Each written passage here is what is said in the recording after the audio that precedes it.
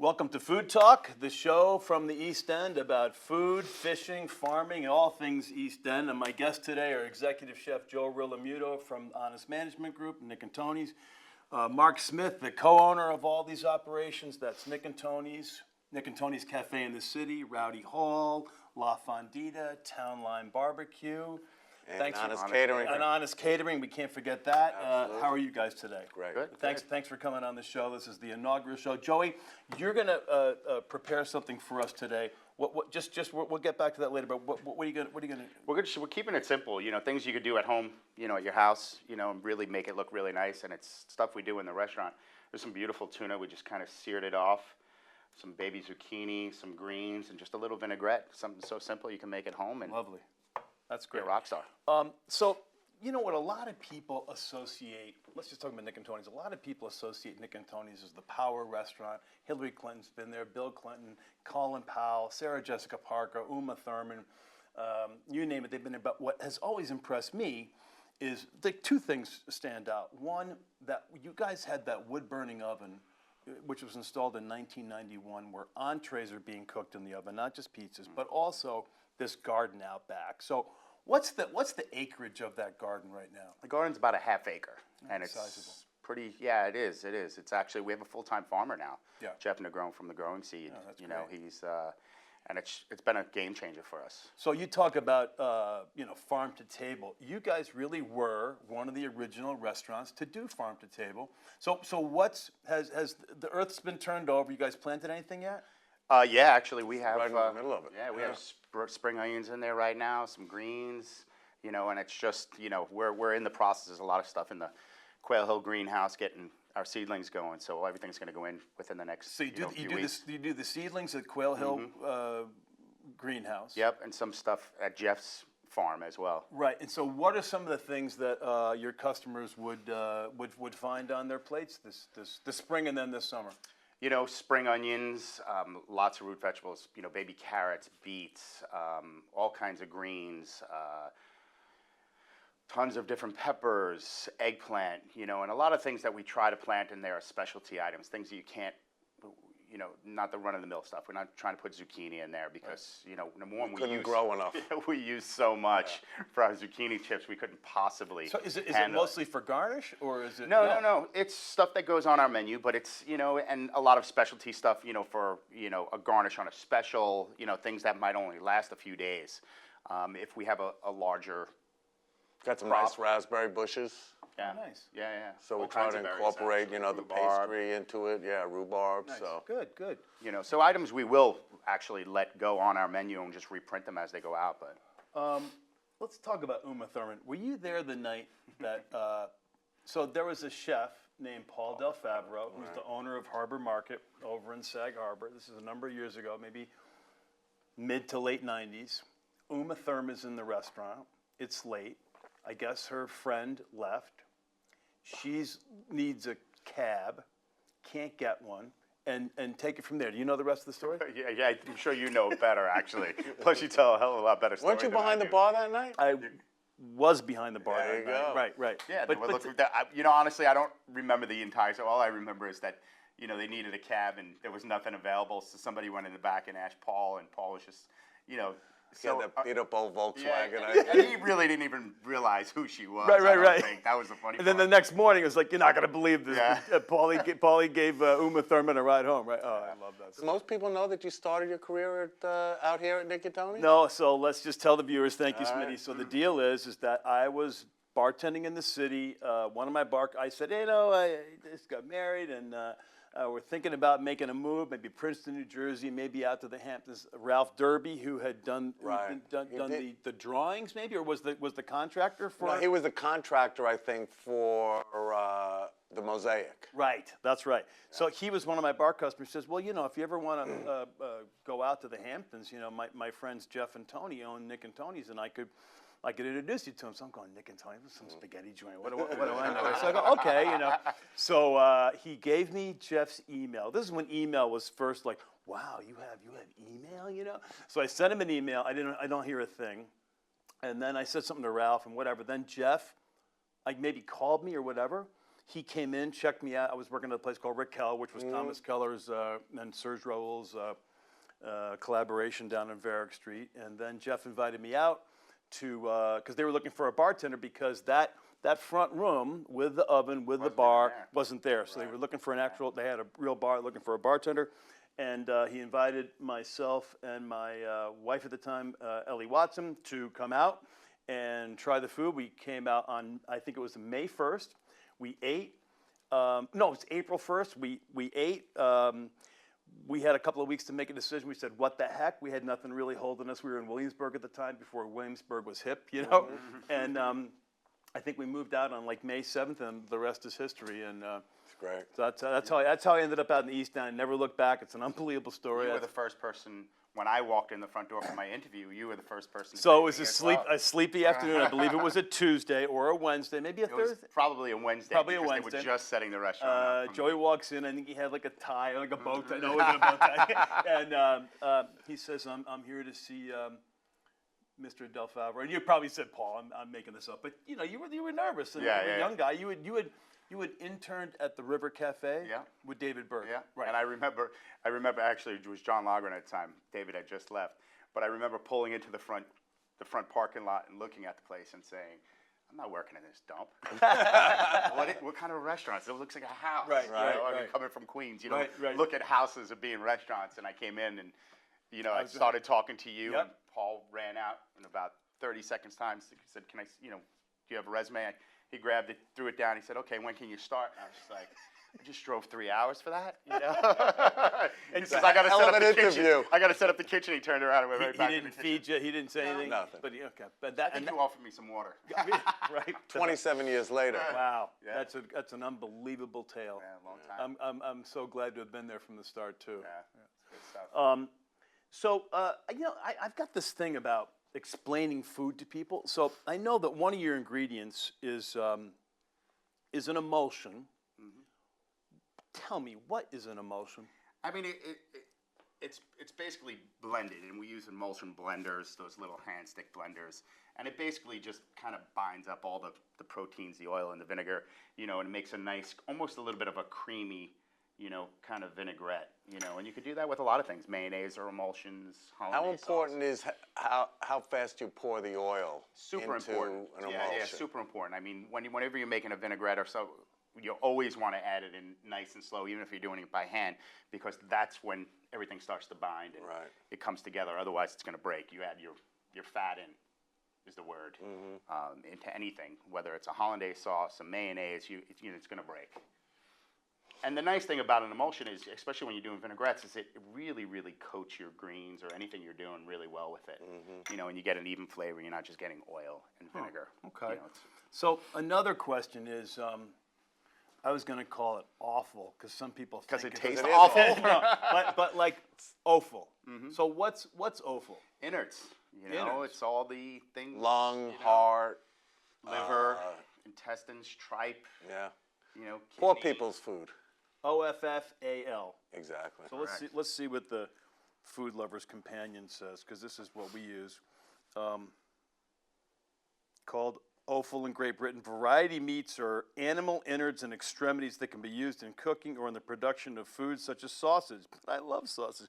The category includes brains, cheeks, both chaps, intestines, chitterlings, feet and ankles, pig's feet, heart, kidney, lungs, liver, marrow, bones, spleen, stomach, tail, testicles, There you go. pancreas, and tongue. All right. Rocky Mountain. You guys serve You know what? offal? I'm a big fan of them. Yeah. You know, not all of them. There's certain ones that I won't even. Because of the richness of the flavor? No, you know, it's a textural thing for me, and I think that's what it is for most people. You know, a lot of offal also has, you know, a good word for it is a little bit of a stank. You know, when you're eating it, Right. you know, like an aged steak, you get that little Like bit a of stank. tripe or You know, so it has a little bit of that, which I don't necessarily mind, but a lot of it's textural. You know, tripe is chewy. You know, brains are, you know, really soft. You know. Interestingly enough, though, I think the appeal of offal to today's diner is a lot different than to maybe the generation before. Because I know for my father, who grew up, is 87, I mean, my grandmother used to prepare lung and liver, you know, because they were cheap meats. You know, they were cheap selections for Right. dinner. Whereas I think today, the kids growing up, they'd be freaked of it, because it's not a part of what they've ate growing up. Right. So. Good point. Because I remember liver was something Yeah, that was served, absolutely. almost once a Liver and week. onions. Ugh. Right, right. good See, stuff. and I always liked liver and onions. I'm a liver and onion fan, but you hear got to you. go to a diner to get it. Even diners don't serve it anymore. Yeah. Cool. That was easy. Okay.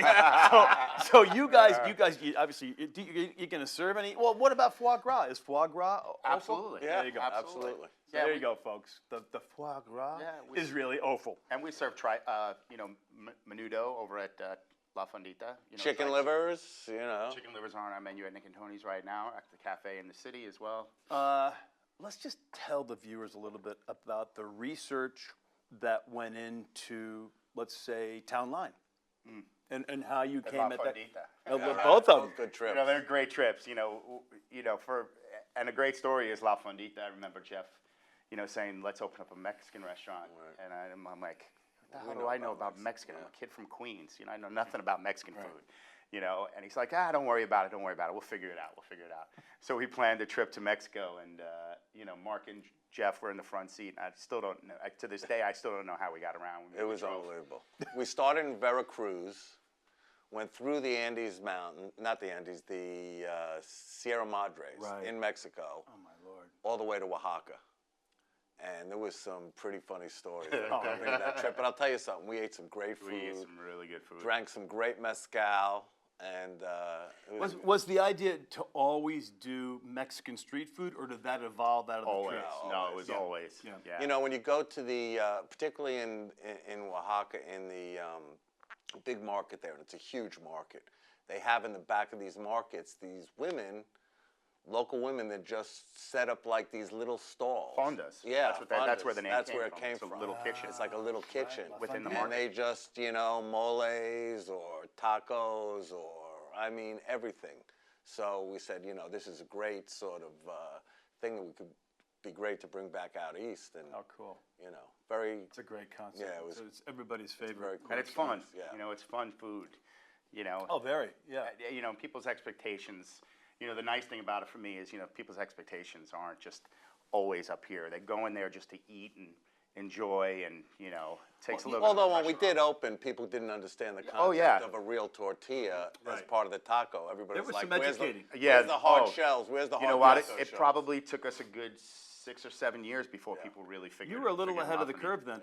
then. So this leads me to, because I know that I'm going to assume that some of the meat that's used, or maybe all the meat that's used at Fondita, but I know at Town Line that you guys made a commitment to natural meats. Antibiotic, hormone free.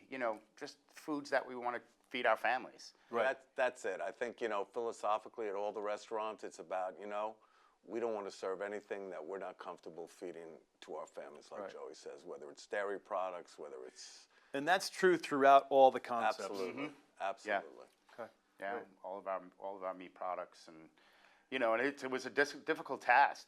Actually finding the right purveyors and sourcing it and actually trying to read through the labels, and who these people are. You think because it says all natural, natural, it yeah. means nothing. Right. It really does mean nothing. We went through a couple of different pork producers, and finally we took a road trip up to Pennsylvania. and Went to the actually plant. Went to the plant. We wanted to see. Saw the whole process from when they come in to when And they so, go out. which product is this? This is a Leidy's product. Yeah. They use all surrounding farms out there. And it's not just about it's about what they're it's when they're alive too, how they're handling their animals, what they're feeding it, whether they're abusive, how they're slaughtered, before they go into. So on the Nick and Tony's menu, and to an extent the Rowdy Hall menu, you are sourcing local ingredients. We try a our lot, hardest. right? Yeah. Balsam Farms. Who else? Balsam, Quail Hill, Amber Amber Waves. Waves, Frank Broomy Farms. yeah, Boomy Farms. He's now actually And who's getting bigger. who's the gal up in the North Fork that does all the greens? Drawing a blank. Francois Payard's. Satter Farms. Satter Farms, Yeah, right. yeah. I mean, and her stuff is really nice. I mean, they're They're huge. now. I see their stuff They're on menus in the yeah, city. Yeah, no, they're they're really, really big. Yeah, so I mean, we do whatever we can, as much as we can. Well, the nice thing is also, I mean, years ago there wasn't a lot of people, there wasn't a lot of growers. Right. And actually Saddle Farms was probably one of the first. Yes, they were. Right. And then now you got guys like Alex and Eden and the girls over at Amber Waves, and Carissa's making bread with locally grown wheat. Sea salts. And So, the whole movement it's sort of helped us. Right. Because now there's actually people that we could source from locally. Right. Obviously other than Art Ludlow, there's nobody raising livestock and things like that. So it's a little hard on that end, But it's very difficult. Even that stuff is very difficult. I mean, Ian and Alex they're great farmers, and they're also very smart business people. But not all farmers are good business people, just like with any trade. So trying to get their product list from them, trying to find out availability, how much they actually have. You could place orders with some farmers, and they'll call you up the next day and say, oh, we don't have it. The night before, we were planning out what our specials for the next day were going to be, and then getting invoices on, the back of a piece of paper that they found in their car, so it's, it's a challenge, but it's getting better and better. Well, we got about 10 minutes left. Joey, why don't you slice and dice for us? And, Well, I mean, it's, like I said, we just took a really beautiful piece of, tuna. You could have your fishmonger cut it up for you, to nice long strips, and we just kind of sear the outside so that it's still pretty rare in the middle, just for a little bit of flavor. And like I said, this is stuff you could actually do in your house, because you're buying the tuna already cut, you're searing it off, and then you're just kind of assembling. And what kind of tuna is it? Is it from the Atlantic, Pacific? This is Atlantic tuna, yeah. And the seasons, the fish season is actually just starting, and you could do whatever you want at home. I mean, we have some, baby zucchini. You could do this as an appetizer, as a small entree, for people that are just trying to be, careful about what they eat. Look at that. I mean, it's super, super simple and easy. Some beautiful greens. What kind of greens from are the these? North Fork? It's actually a mix. It's there's some petite herbs in there. Mustard greens. Just nice little flavor. Some parsley in there. Some great sea salt, which is always a nice addition to any finished dish. We were talking about it earlier. Salt really just brings out the flavor and everything. And Your emulsion. which we made a vinaigrette, a tarragon. Get some herbs from the garden, and just some oil, some sherry vinegar, nice tart. Oh, that's great. And it's just something you could, Get a little egg white in there? What I like to do for a lot of my vinaigrettes is just like a teaspoon of aioli or mayonnaise you could use at home. Stevie's got a thing for egg whites, I like my egg whites. To make drinks with the egg whites. Smitty remembers I made a margarita with egg whites. And then, a little bit of chili oil. We infuse our own chilies, tar oil, just for a little bit of spice, and, that's it. It's really, really simple. And, like I said, you could do something like that at home. And Where the forks? you really, really kind of look like a rock star. But see how easy that was? I mean, Yeah, that is. So the hardest part is getting the tuna. Searing having it. them cut it and sear it. I mean, it's nothing. You got to And the emulsion, but a little bit of oil. But even this, you could use something. You could use a really good store-bought product. If you don't want to make your own vinaigrettes. I mean, there's so much great stuff out there. You could use balsamic glaze, which you could buy and just drizzle on there some extra virgin olive oil. Nice. Pick it up. Pick it up. That was easy. There you go. So, 5 people that you would invite to dinner if you had your choice of anybody in the world. So I'm throwing the dinner party. You're throwing the dinner party. You're going to invite 5 people. All right. More coffee, Joey? Jesus. I'm good. Right? Jesus Christ. Yeah. Always wanted to meet him. Yeah. Make me a believer. Good guy, right? Martin Luther King. Oh, nice. Jimi Hendrix. Oh, Need good a little call. music, bro. Oh, I love that. Let's see, who else? Nelson Mandela, Gandhi, maybe the Dalai Lama. The Dalai Lama, These are good ones. but the best, Jeff Salloway. Oh. Can't have dinner without Sally. Oh, welcome back. Oh, those are great choices. It's you said I might ask you a few questions, and then I started thinking about it, and it's tough, It is a hard one. I got asked that, and my answer changed. My answer completely changed because I ended up going with family. Joy, what about you? Mine's not that heavy. Mine's not that deep either. You know, for me, a dinner party is about having a good time. Right. You know, so I'd love to have someone like Mick Jagger. You know, because he's a rock star. You know, it's always great. And Anthony Bourdain. I think the two of those I was guys gonna put him in together. there, actually. I think the two of those guys together. You know, talking rock star lifestyle, food. You know, my dad. You know, he's Right. no longer with us. So Right. I think it'd be fun. I keep it really intimate and just put out some really good food and just put on some good music and talk a lot of trash and drink a lot because I know those boys like to party a lot. Right. Now, have you ever met Bourdain? I have. Or what's the I actually, you know what? I shouldn't say that. I went to his talk over at Guildhall, Which was and it was great, incredible. It was incredible. Yeah. Because sometimes my perception is that he's a schmuck, but is he not a schmuck? I don't think so. Right, I think number one, I think he's a super intelligent guy. Right. Super. Right. I don't know about his cooking skills. Actually, one episode of his When he went shows, way he went up. back into his kitchen and he really couldn't even keep up. But I think his shows are just super, I like super, his shows also. intelligent and smart. Just really, really good. Well done. Interesting. Cool. Now, who would you cite as a main influence in your life and in your career? Believe it or not, I would actually say Jeff. Because, and he's not a chef, but his philosophy at Nick and Tony's from day one was that whole slow food farm to table before it even started. It's true. There was no, slow food wasn't around. Farm to table really wasn't a big thing that was known. Alice Waters was doing it.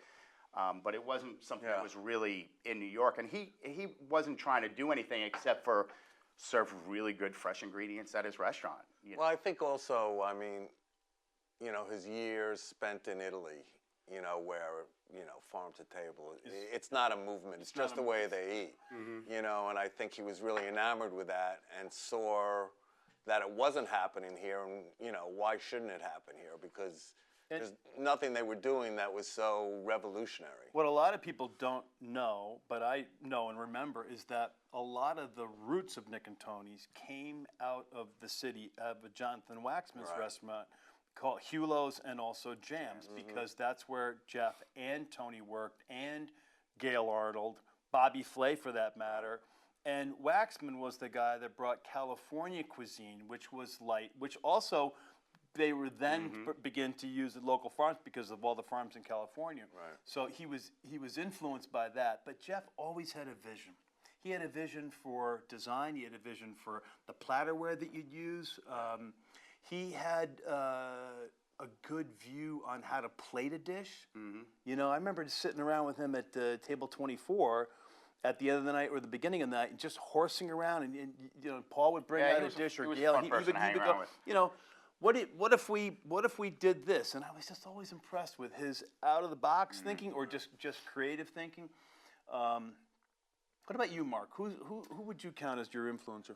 I would have to say my parents. My father and my mother.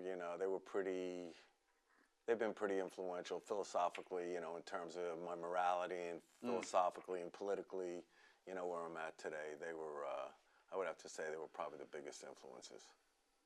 What about mistakes that you thought you made in life, or bad decisions that turned out well? That one was easy for me because I quit college after the first year, and it was probably a mistake, this and that, and in the process of doing that, I sort of realized a lot of things. One, the value of an education, because I ended up going back to school because I was doing, I wouldn't say menial jobs, but they were, driving a truck, working in a lumber yard, and But those things come in handy later on in life. yeah, absolutely. And it's, it's not just the education of itself, it's the whole process. But the great thing that came out of it is that I went back to school, and I ended up coming out here, and changing my career. So, and I love what I'm doing. Yeah, exactly. So, that was sort of the one for me that stood out. What about you, Joe? I thought it was a mistake, but it really wasn't. I had gone to college for accounting. I was cooking, all my life, since I was 14, and I kind of did the accounting thing because it was the right thing to do by my parents. You know, I went 2 years to Baruch and decided, you know, what am I doing here? You know, and I left, but it turned out to be one of the best things because, you know, being in the restaurant business, it's not just about putting beautiful food on the plate anymore.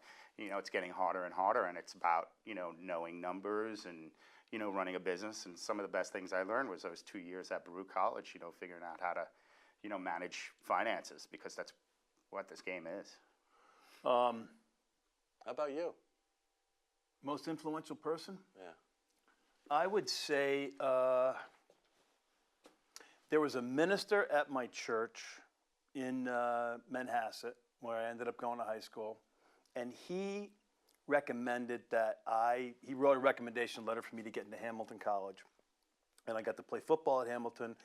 The most important thing I got out of that education was I made lifelong friends. I was just with 10 of these guys over the weekend, right? I saw that picture. I've known these guys since I was 18. That's 40 plus years. You probably acted like you were 18. We were actually remarkably mature. And those friendships and that history, that history of time, I mean, there's other people, but I think about that man who also was just very generous of his spirit and of his time with me when I was a 17-year-old guy. You know, You probably needed a lot of time. I needed a lot. He needed a lot of help. I still do, Smitty. You know that. You know I do. That's right.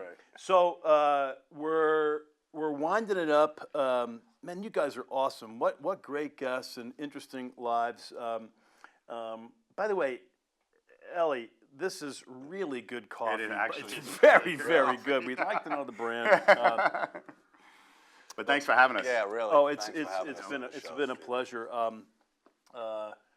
You know, this show is a dream come true for me because I love to yak, and I want to thank LTV for having us on, and for you viewers for checking us out. And here's a piece of my art. It's called. It's when you drive over that hump in Montauk and you see the waves out in the water. know, It's well, called yeah. 3:42 p.m. and that's what the water looks like. A lot of people see bluefish in there too. So anyway, that's it. Take it easy, but take it, folks. Thanks for joining us.